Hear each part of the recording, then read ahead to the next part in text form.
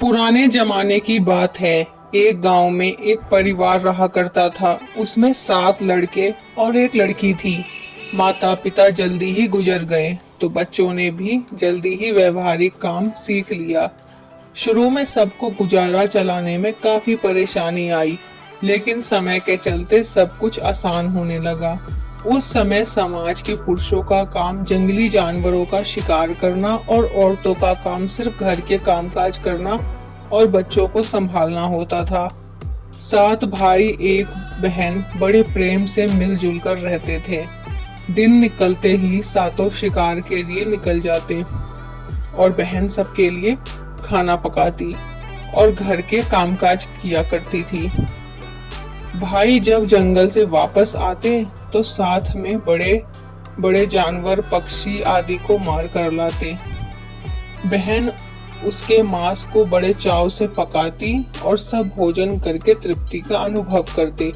ऐसे ही दिन गुजरने लगे। एक दिन की बात है, 7 भाई जंगल को गए थे। शाम होने चली थी। बहन सबके लिए खाना बना रही थी। जब वह सब्जी के लिए हरी साग काट रही थी, चाकू की तेज धार से उसकी एक उंगली कट गई। कटी उंगली से खून की धार बहने लगी। उसने सोचा यदि भाइयों ने देखा तो वे बड़े दुखी हो जाएंगे। मुझे उन्हें ये बात नहीं बतानी चाहिए।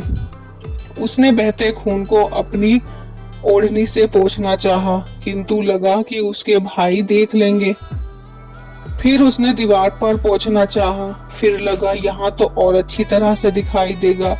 वह बेचैन होकर इधर उधर घूमने लगी।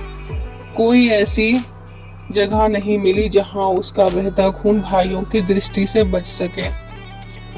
अंत में कोई उपाय ना देखकर उसने उसी साग से पोंछ लिया जिसकी वह सब्जी बनाने जा रही थी। शाम को भाई जंगल से वापस आए। बहन ने खाना परोसा। आज सातों को साग बहुत स्वादिष्ट लगा। सातों अपनी उंगलियां चाटते रह गए। बहन की पाक कला की तारीफ करी। अपनी तारीफ सुनकर बहन भी खुशी से फूले नहीं समाई। दिन भर के थके होने के कारण सातों भाई जल्दी सो गए। अगली सुबह रोज की तरह खा पीकर सातों भाई जंगल की ओर शिकार करने के लिए निकल पड़े। शिकार तलाशते तलाशते थक गए। सभी एक पेड़ की छांव में बैठकर आराम करने लगे। बातों बातों में रात के भोजन में बहन के द्वारा बनाई गई साग की चर्चा होने लगी। सब कह रहे थे कि इतनी स्वादिष्ट साग की सब्जी आज तक नहीं खाई थी। सबने तय किया कि आज इसके बारे में बहन से जरूर पूछेंगे और जान लेंगे कि साग में उसने क्या क्या मिलाया था। शाम को सातों भाइयों ने दोबारा बहन की पाक कुशलता की तारीफ करते हुए पूछा, प्यारी बहन, कल रात के साग में तुमने क्या क्या मिलाया था? बहन बताना नहीं चाहती थी। वह सोच रही थी कि अगर उन्हें पता चला कि उसकी उंगली कट गई है तो सभी बहुत दुखी हो जाएंगे। इसलिए उसने जवाब में कहा, कुछ नहीं। बड़े भाई ने कहा, प्यारी बहना, तुम्हें बताना ही पड़ेगा। मैं जानना चाहता हूँ कि हमारी बहन ने इतना स्वादिष्ट साग कैसे बनाया। तुम्हें मेरी सौगंध है। बड़े भाई का सब सम्मान करते थे। बहन को सच बोलना ही पड़ा। उसने धीरे धीरे सारी बात बताते हुए कहा, बस इतना ही, अपना खून मिला दिया था और ज्यादा कुछ नहीं। यह सुनकर 6 भाइयों के मन में एक कुटिल ख्याल आया। वह सोचने लगे, इसके खून की चंद बूंदें इतनी स्वादिष्ट है तो इसका मांस कितना स्वादिष्ट होगा। रात के खाने के बाद सातों के लिए सोने चले गए। सातों में फिर से उसी बात की चर्चा छिड़ गई। बड़ा भाई कहने लगा, अरे खून की कुछ बूंदें इतनी स्वादिष्ट है तो शरीर का मांस कितना स्वादिष्ट होगा। सबने बड़े भाई की बात में हाँ मिलाया। अगले दिन शिकार के लिए जाते समय सातों ने यह योजना बनाई कि बहन को मारकर उसका मांस बनाएंगे, खूब स्वादिष्ट होगा। 7वें भाई को अपने बड़े भाइयों की युक्ति बिल्कुल भी उचित नहीं लगी। वह अपनी प्यारी बहन को बचाने के लिए बेचैन हो गया। वह खुलकर इसका विरोध नहीं कर सकता था क्योंकि 6 भाई एक तरफ थे। शिकार करने के बाद सभी भाई ने मिलकर एक टीले पर बांस के एक चांग का निर्माण किया, जो कि बांस के फट्टों से बना चबूतरा होता है। उनकी योजना यह थी कि बहन को फुसलाकर यहाँ लाएंगे, तीर मारकर उसकी हत्या करेंगे और उसका स्वादिष्ट मांस खाएंगे। अगले दिन बड़े भाई ने बहन से कहा, प्यारी बहना, तुम बड़ी हो गई हो और शादी के लायक भी हो गई हो। मैंने तुम्हारे लिए एक सुंदर से वर की तलाश की है। आज हम उसका घर देखने जाएंगे। तुम्हें भी सज संवर कर हमारे साथ चलना होगा। बहन शादी की बात से सुनकर बहुत खुश हुई। तुरंत तैयार होकर भाइयों के साथ चलने लगी। चलते चलते वह थक गई। वह बड़े भाई से पूछने लगी, मेरा ससुराल अब कितना दूर है? बड़ा भाई बोला, बस अभी पहुंचने वाले हैं। दूर से दिखाई दे रहे टीले पर बने बांस के चांग को दिखाते हुए भाई बोला, वह देखो, वो है तुम्हारा ससुराल जहां तुम राज करोगी। यह सुनकर बहन आनंदित हो उठी। चांग पर पहुंचते ही बड़े भाई ने अन्य भाइयों को बहन के चांग पर खड़ी करके रस्सी से बांध दिया। खंबे के सहारे बांधने का आदेश दिया। सभी मिलकर फुर्ती से बहन को बांधने लगे। बहन असहाय थी। अपने सभी भाइयों को हत्यारे के रूप में देखकर बहन का हृदय हाहाकार करने लगा। वह ईश्वर को याद करते हुए कहने लगी, है ईश्वर, अब तुम ही मेरा सहारा हो। मेरे सातों भाई मेरी हत्या करना चाहते हैं। इसमें से एक भी ऐसा नहीं जिसके दिल में मेरे लिए दया और प्रेम है। अपनी बहन की बातों से सातवां भाई द्रवीभूत हो उठा। बहन की पुकार पर वह तड़प कर रह गया। वह 6 भाइयों का प्रतिवाद करने का असहाय नहीं जुटा पा रहा था। बहन को निर्ममता से बांधने के बाद बड़े भाई ने सबको बारी बारी से उस पर बाण से प्रहार करने का आदेश दिया। बड़ा भाई हाथों में धनुष बाण लेकर जब प्रहार करने को तैयार हुआ, तब बहन भाई के सामने हाथ जोड़कर करुण स्वर में गाने लगी, मारो मारो भैया मेरी छाती में लक्ष्य करके, भैया छाती में लक्ष्य करके, तुम्हारा तीर तुम्हारा धनुष जंगल को जाएगा। भैया मारो मारो भैया छाती में लक्ष्य करके, भैया छाती में लक्ष्य करके। भाई ने कठोरता दिखाते हुए तीर चलाया, पर उसका तीर निशाना विफल हो गया। उसके बाद दूसरा भाई तीर मारने को तैयार हुआ। बहन ने उसके आगे भी हाथ जोड़कर वही करुण गीत दोहराया। उसका भी निशाना चूक गया। इसी तरह सभी भाइयों ने बारी बारी बहन की छाती के लक्ष्य करके तीर मारने की कोशिश करी। बहन हर बार यही गीत दोहराती। 6 भाई लक्ष्य भेद करने में असफल रहे। अब 7वें की बारी थी। 6 भाई उसे कहने लगे, पूरी ताकत से तीर चलाना। बहन को एक ही तीर में ढेर करना है। यदि तुम्हारा निशाना चूक गया तो तुम जिंदा नहीं बचोगे। हम सब मिलकर तुम्हें मार देंगे। बहन ने छोटे भाई की जान खतरे में पड़ते देखा। उसने अपनी जान न्यौछावर करके उसे बचाना चाहा। वह ईश्वर से प्रार्थना करने लगी, है ईश्वर, मेरे भाई का तीर मेरी छाती भेदने में सफल हो जाए। वह करुण गीत गाने लगी, मारो मारो भैया छाती में लक्ष्य करके, भैया छाती में लक्ष्य करके, तेरा तीर मेरी छाती भेद जाए। मारो मारो भैया छाती में लक्ष्य करके। छोटे भाई ने तीर चलाया। उसका तीर बहन के मर्म पर जा लगा। वह दर्द से तड़प उठी। कुछ देर छटपटाने के बाद उसके प्राण पखेरु उड़ गए। वह निस्पंद हो गई। अपनी कुटिल योजना सफल होने पर 6 भाइयों की बाछें खिल गई। सातों ने मिलकर मृत बहन का शरीर चांग से नीचे उतारा। 6 भाइयों ने मिलकर बहन के शरीर की बोटी बोटी कर काट डाली।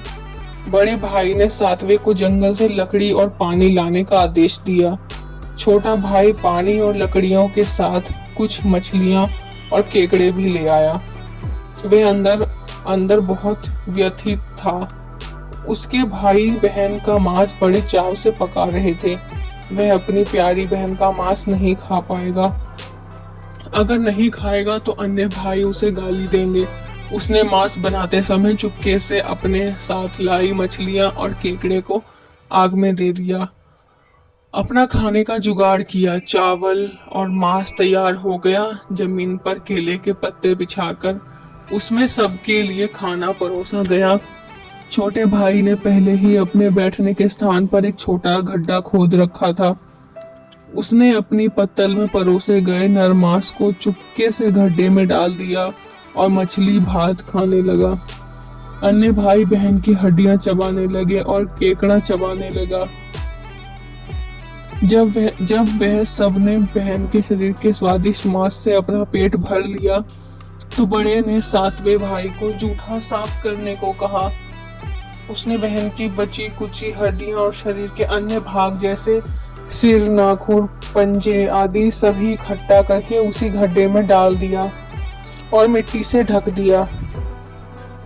कुछ समय बाद उस स्थान पर बांस का एक पौधा उगाया। धीरे धीरे वहां बांसों का झुरमुट बन गया।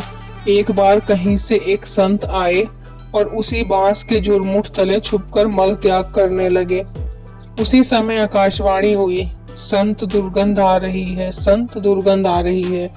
बार बार यह आकाशवाणी सुनाई देने लगी तो संत ने झटपट उस स्थान को साफ किया। उन्होंने झुरमुट में से एक बांस काटा और अपने साथ ले गए। उस बांस से उन्होंने एक केंद्रा बनाया। एक पुराना वाद्य यंत्र केंद्रा बोला जाता है उसे बजा बजा कर दिन भर लोगों के घर जाकर भिक्षा मांगते थे और बदले में खूब सारा उपदेश देते थे। एक दिन संत भिक्षा के लिए बड़े भाई के द्वार पर गए। तब तक 6 भाइयों का विवाह हो चुका था, केवल 7वां कुंवारा था। ज्यों ही संत ने बड़े भाई के आंगन में कदम रखा त्यों ही संत का केंद्रा स्वयं बोल उठा, नहीं बजोरे केंद्रा, यही है दुश्मन सबसे बड़ा। बड़े भाई के घर नहीं बजोरे केंद्रा, दया प्रेम सब छोड़कर रिश्ते में यही दाग लगाया। नहीं बजोरे केंद्रा, नहीं बजोरे केंद्रा, यही है दुश्मन सबसे बड़ा। इसी तरह योगी बारी बारी 6 भाइयों के द्वार पर उपस्थित हुए। उनके आंगन पर कदम रखते ही केंद्रा स्वयं ही ये गीत बजाने लगता।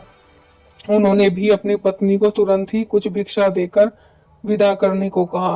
उसके मन में यह डर समा गया कि यदि इसी तरह योगी केंद्रा बजता रहा तो उसकी यह पोल खुल जाएगी कि वह अपनी बहन के हत्यारे हैं।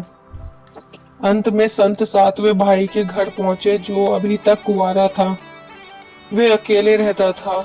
जब योगी उसके द्वार पर उपस्थित हुए, केंद्रा बोल उठा, बजो रे बजो केंद्रा, मेरे सबसे प्यारे भाई का घर। योगी के केंद्रा से प्यारा और दिलचस्प गीत बजते सुनकर छोटे भाई ने उन्हें सम्मान के साथ अपने घर में बैठने के लिए आसन दिया।